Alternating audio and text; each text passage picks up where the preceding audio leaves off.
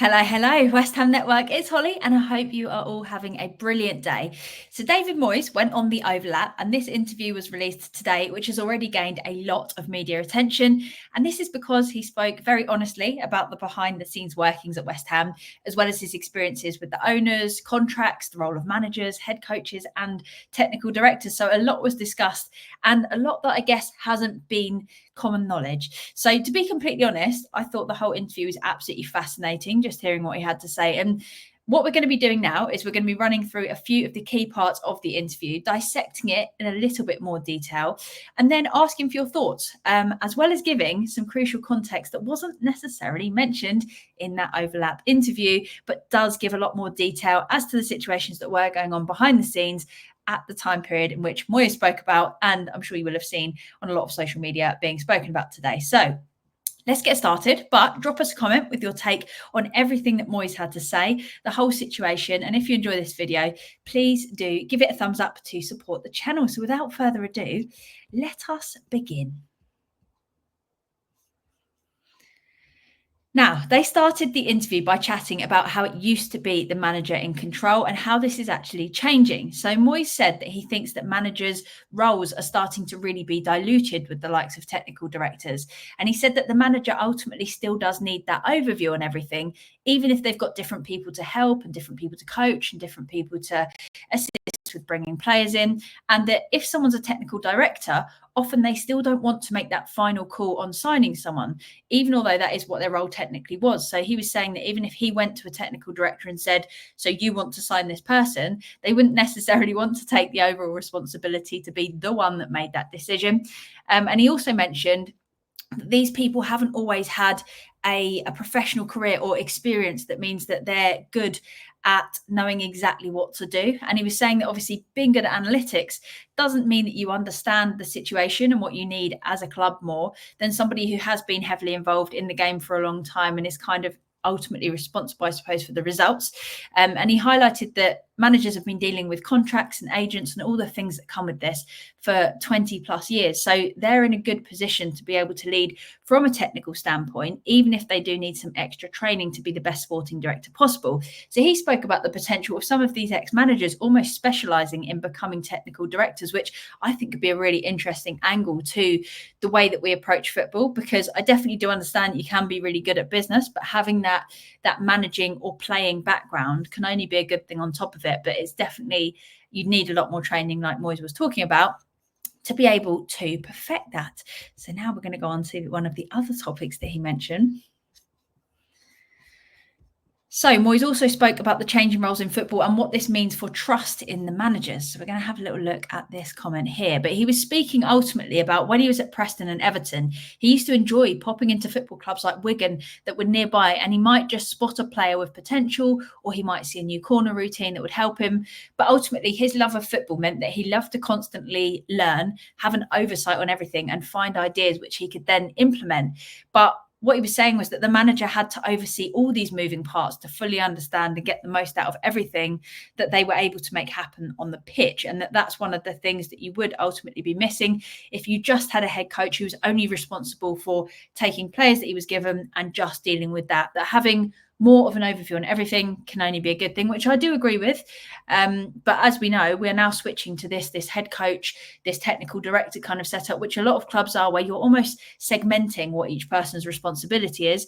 The plus sides, like we've spoken about before, that it means that managers or head coaches now are replaceable, because you can have an overall strategy, and if a manager isn't fitting that, you can swap people in and out. So it makes it a lot more fluid, and it means that you're not losing everything if you get rid of a manager. But it does also mean that you don't have one person that really oversees everything. You look at some of the best managers that are in charge of a lot of things, make a lot of decisions, have a really big input in who comes into the club and who leaves. And because you've got that one long-standing person, it does give you an angle, I think, that a lot of teams don't have, where you're swapping people in and out. But at the same time, when you're having a history or recent history of not long-term successful managers, or you're having to have quite a lot of rotation with managers, that's where you do benefit from being able to just swap a person out and it not ultimately affect the whole strategy. Now, here is where it gets interesting. So Moyes started to chat about how important it is to understand club owners as a manager and find a way to work with them and speak with them about the potential of having money to spend and to make sure that communication works both sides so you can both get what you need out of the others. He said, part of being a manager is finding a way to have a great relationship with owners. I'm not saying it's always doable, but no matter who you've got to find a way of working with them. West Ham were very good to me and brought me back a second time. So that kind of goes without saying. And obviously, having those working relationships is essential. As fans, we obviously want us to spend all the budget. I imagine managers or head coaches now need to go in and be able to discuss what their requirements are and what this means in line with the budget and maybe ask for more. So there must be difficult sides when, say, an owner doesn't want to spend money, but you need a certain player. But he went into a little bit of the intricacies of that. But then this is the interesting part. He started to discuss a very specific situation, which has been doing the rounds today. And I'm sure you'll have all seen it on social media. And this is that he was offered a contract, which was then withdrawn after what he said were just 3 bad games. And this paints a far bigger picture of the way that we plan ahead as a club and the structure that we've got in place to ensure that ongoing progression as a team. And then before we go into his comments, to give you some context of the results, because something that's not really been covered by anywhere, because the comments didn't necessarily include it, Moyes spoke about being offered a contract after a win and then losing 3 games, and then the contract was withdrawn. So just to put it into context, we did win against Arsenal, and then we drew 3 games against Brighton, Sheffield United and Bournemouth, and then we lost the following 3, which were the 3 Moyes was speaking about. Those scorelines were a 3-0 loss to United, a 6-0 loss to Arsenal, and a 2-0 loss to Forest. So back to Moyes' contract. It was mid-season, so there wasn't any urgent rush to offer Moyes a new contract at that moment, but that was what we decided to do. And if someone is offered a new contract, it's not going to be for a few months. It's not a short-term contract. It's a long-term commitment.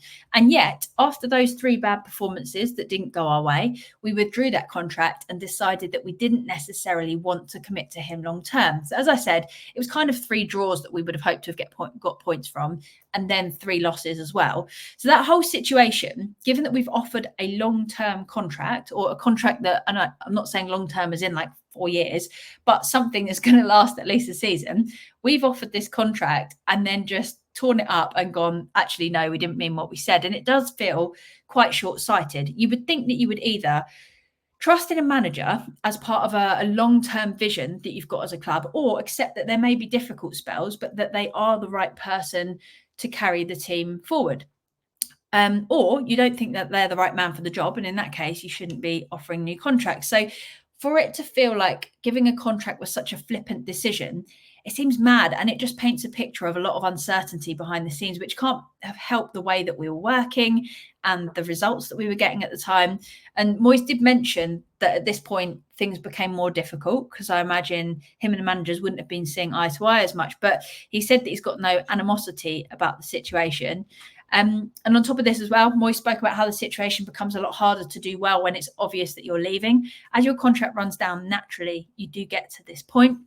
He said it's very difficult for managers going into the last year of your contract. It would have been better if we could have somehow disguised it from the media and the public. He kind of suggested that maybe they could have put something out to suggest that it was a more long-term thing.